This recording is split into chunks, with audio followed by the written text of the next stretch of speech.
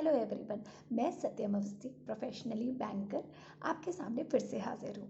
जो पिछले वीडियो में importance of financial management in day to day life for the household ladies के बारे में जो हम बात कर रहे थे, उसी को हम आगे बढ़ाएंगे आज।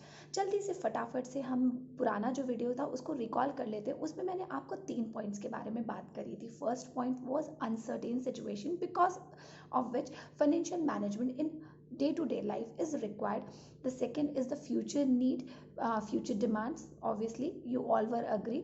The third one is the how to invest or save your idle money or your savings in the fruitful manner.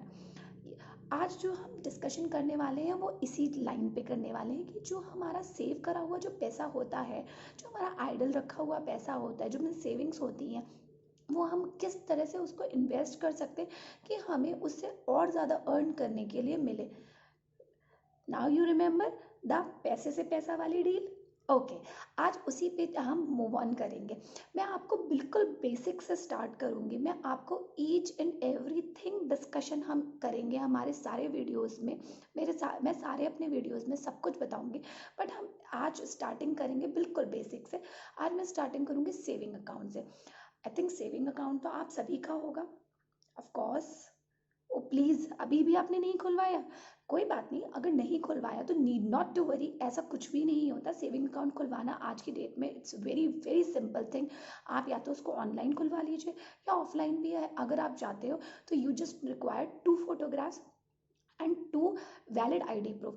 आप पैन कार्ड ले सकते हो, आधार कार्ड ले सकते हो, आप अपना डीएल ले सकते हो, ड्राइविंग लाइसेंस, पासपोर्ट है, वोटर आईडी है। There are lot of many ID proof जो आप जिसके थ्रू आप अपना अकाउंट खुलवा सकते हो। वैलिड आईडी होनी चाहिए, 2 photograph, and there are so many banking correspondents are sitting in bank जो आपकी हेल्प आउट कर देते हैं। एंड सेविंग बैंक का जो अकाउंट होता है that is very very simple account.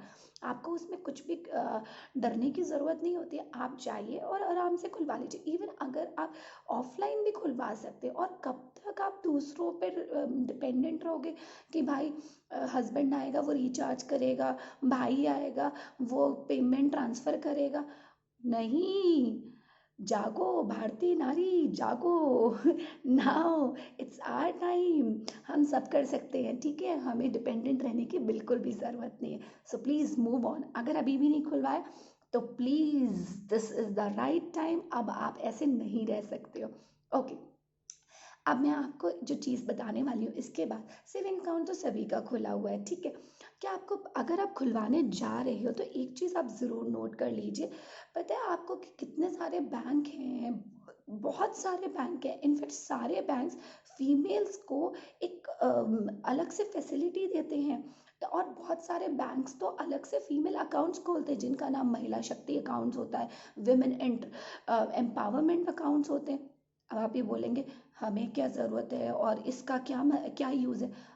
बस यही चीज़, यही टिप है।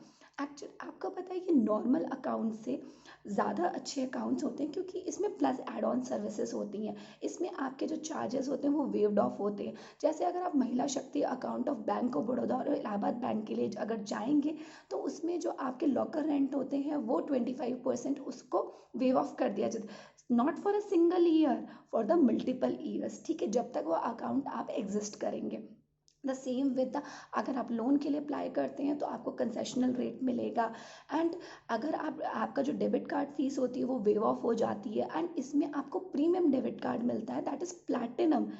आपको ऐसे नहीं समझ में आ रहा होगा, लेकिन जब आप बाहर निकलते हो तो आपको बहुत ज़्यादा समझ में आता है।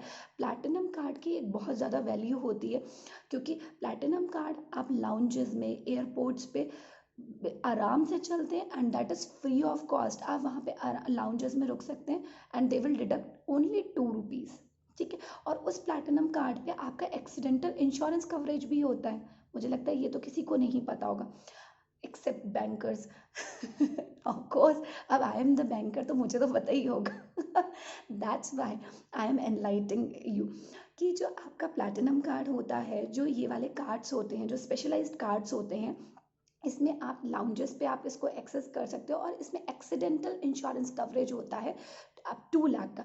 एंड इनफैक्ट जब भी आप एटीएम कार्ड लेते हो तब भी अपने बैंकर से ज़रूर पूछ लीजिए कि इसमें कितने का एक्सीडेंटल इंश्योरेंस होता है, क्योंकि मैंने बहुत सारे लोगों को, बहुत सारे क्या मैक्सिमम लोगों को देखा है, उनको पता ही नहीं होता है कि इनकेस कुछ मिसहैप हो भी जाती है कि हमारे पास ऐसे कुछ बेनिफिट्स भी होते हैं। तो प्लीज़ नोट इट डाउन जो मैंने अभी आपको बताया है।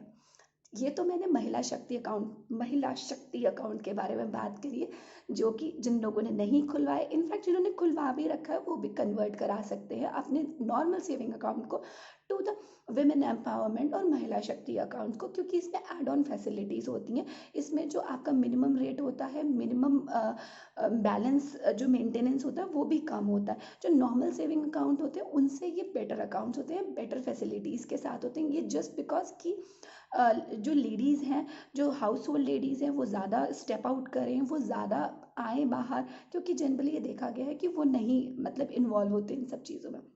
तो first is the second point, the saving account.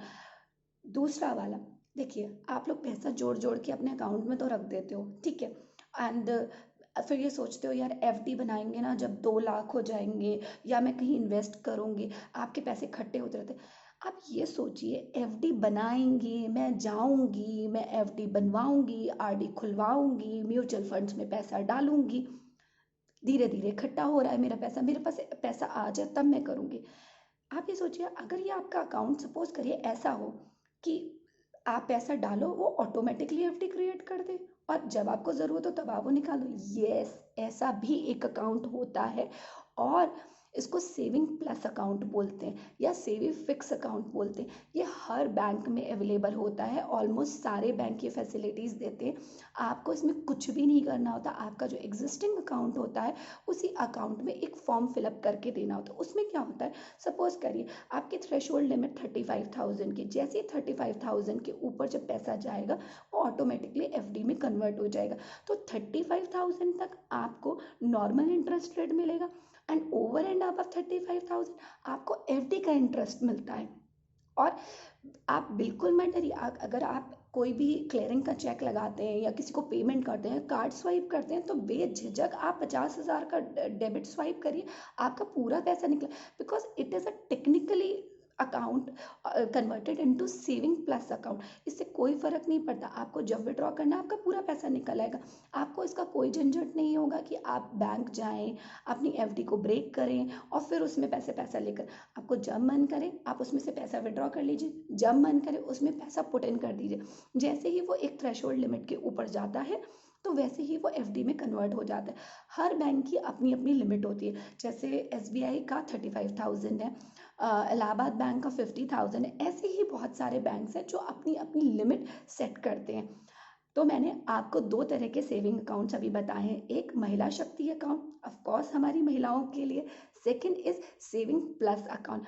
Definitely मुझे लगता है जिन लोगों को नॉलेज होगी तब भी उनकी नॉलेज एनहांस करी होगी, और ये बहुत ही छोटी छोटी सी टिप्स हैं जो आपको ना, हम ऐसे नोट डाउन नहीं करते, मतलब ऐसे हमें समझ में भी नहीं आती है कि कितना सेव हो रहा है कितना नहीं हो रहा, लेकिन आप सोच के देखिए कि ये छोटी छोटी सी चीज़ें हैं ना, ये हमें बहुत हेल्प आउट करती हैं, और मतलब इससे हमारे काफ़ी पैसे सेव होते हैं अभी। सो नेक्स्ट वीडियो में मैं इसके आगे भी बात करूंगी, और अदर टाइप ऑफ अकाउंट्स के बारे में भी हम बात करेंगे, और हम उसमें कैसे इन्वेस्ट कर सकते हैं और वो हमारे लिए कितना बेनिफिशियल होगा, उन सब चीज़ों के बारे में हम डिस्कशन करेंगे। तब तक के लिए bye bye, and keep following me, keep like me, bye.